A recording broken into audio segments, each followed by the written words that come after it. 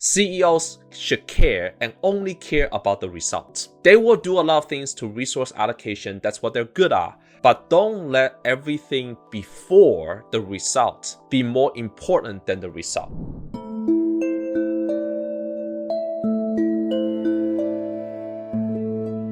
Steve Jobs used to have this one famous quote that stuck with me for a long time. It's that results are more important than the process. He was making that statement to backhand criticize Toyota for focus too much on the process and not enough on the output. And to him, the product is everything. How the customer feels when they touch on the product, when they open the first screen, when they open the box, everything is meticulously designed. And I find myself in a similar situation with some of our products, that as the company grows, all the employees don't focus on the product, they focus on the process. They're like, oh, we need an SOP to do A. Oh, we need to do this process. Oh, it's being done this way, so we must continue to do this way. Little do they stop, okay, how does the customer actually feel when they see the product? Here are some couple examples. We want to introduce a pricing page where company has a need. Company wants everyone to be part of a master plan that includes all the products, aka the Microsoft playbook. But when they go to the pricing page, it is just a bunch of numbers. And we're like, oh, this is because what we want to give them the comparison. And so we ship it as if the product is shipped. But little did we realize, did we ever stop ourselves and ask the question, how does the customer feel? What does the customer feel when they go on the landing page, when they go on that price? What would they act? What is the set of all the possibilities when they land on this page? And a lot of times, this creates other downstream problems where the CEO or the chief product officer cares about the product. The team cares about whether I did the work. So there's always sometimes a disconnect between what they want. So when the CEO goes on the page, it's like, this is not what I want. And they're like, oh, this is what you said. I thought you approved it. And I said, just because I approve it doesn't mean it's what the customer wants. Technically, it's almost assuming the CEO knows what they want and knows what the customer wants a priori before you see the product. Nobody knows that they want an iPhone before they touch on an iPhone, but it's the constant iteration of like, here is the idea, let's move in that direction. Once you shipped it, create a demo of the final result so the CEO or the product manager can further iterate upon it. CEOs should care and only care about the results. They will do a lot of things to resource allocation, that's what they're good at, but don't let everything before the result be more important than the result. Because the customer does not care about what happens underneath the hood. They just go on the page and like, this doesn't make any sense. So whenever you finish something, almost just like assume you're not the person working on it anymore and just try to be a customer. And over again, we have found so many things wrong with the product by being the customer. A lot of times in our company, literally the entire leads meeting is like, share your screen, pretend to be a customer, click on a bunch of buttons. And honestly, it's disappointing. And I don't know what we could do about the culture of the company. That over and over again, by just doing that one exercise, we found so many bugs. And so what that means is that nobody really pay attention to what the product looks like from the standpoint of the customer. They focus too much on the product spec, the tech spec, the implementation, how it makes the employees feel, but never really how it makes the customer feel. Literally the job of the CEO is just like, hey, this meeting, we are acting like the customer. There is the customer looking at the product, and let's spend collectively 15 people in this meeting for 30 minutes, which is a hell of an expensive meeting. And you might think that is not a very useful meeting, but it's literally the most important meeting we can do, which is look from the eyes of the customer, because the customer only cares about the result. I have no idea what goes on the factory floors of Apple. I have no idea the meticulous design, how it's being used to get it built. I'm sure that the amazing engineering on the glass, the type of material, the shipment, the logistics, all the vendors and all the negotiations that have been done underneath the hood. I can only imagine the countless lights the engineers spend on iterating a small part of the Apple ecosystem.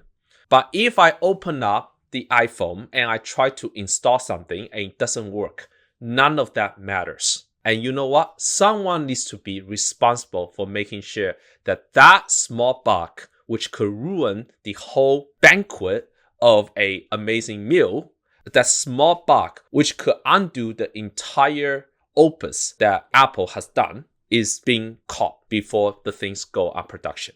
Similarly, no meeting that's used to check as if you're the customer never goes to waste. Focus on the results and never the process. The reason that big companies die is the employees don't look at the product from the standpoint of the customer. They look at it from the standpoint of themselves. Another example is our team was super into sending outreach emails because that's a new initiative. But never have they sent an email to their boss, themselves, or another person on the team of what the results of that email should look like.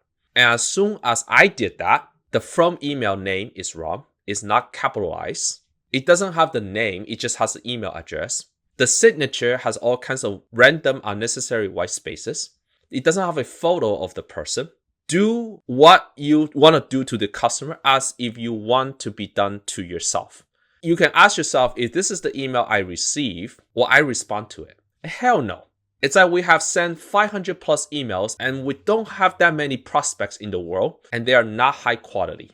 And the only missing ingredient is we never check what the result looks like. We only check the input. Take the time to just send yourself an email.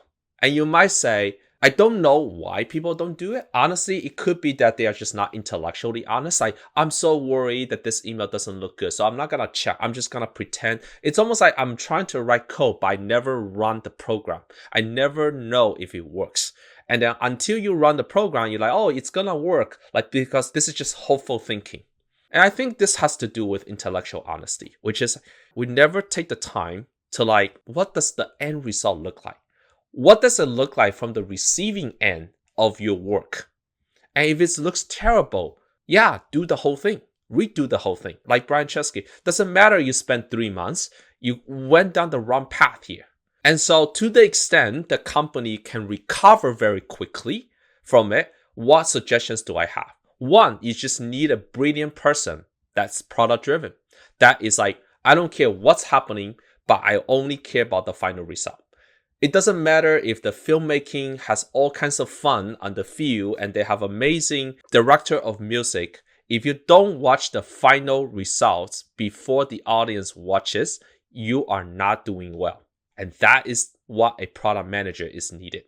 Second is never treated the work as being finished. It can always be improved. And the way to improve it is check the result. Yes. Number 3.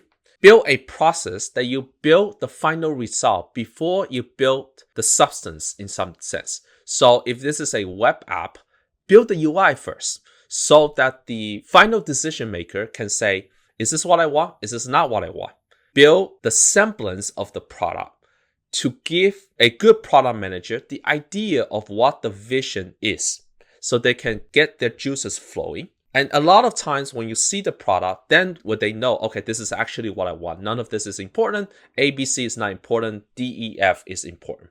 So a lot of what I say, it has to do with sequence. And that is part of process. Like, I'm not saying process is not important, but create a process that actually leads to results and keep changing the process.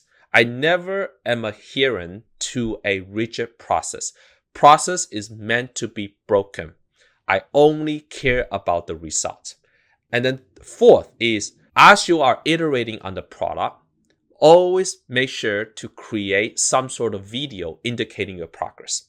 So last week, I actually told the company, everyone is required to create a Loom video on what is the progress, even if this product is not shipping until a month later, because it's a lot of things go into shipping the first iteration of our newest product. But I need to see how the product is moving towards, because I need to put myself in the shoes of the customer to feel how it feels like and make sure that we're not working on the wrong pole. We are not climbing the wrong tree. And that's all comes back to this one sentence. The results matter more than the process. Could care less about the process, only care about the product. And being the CEO, yes, I do a lot of work on the process. And people get upset in some sense that I keep changing the process. But the process is only there to serve the product, which is the final result. All right, thanks.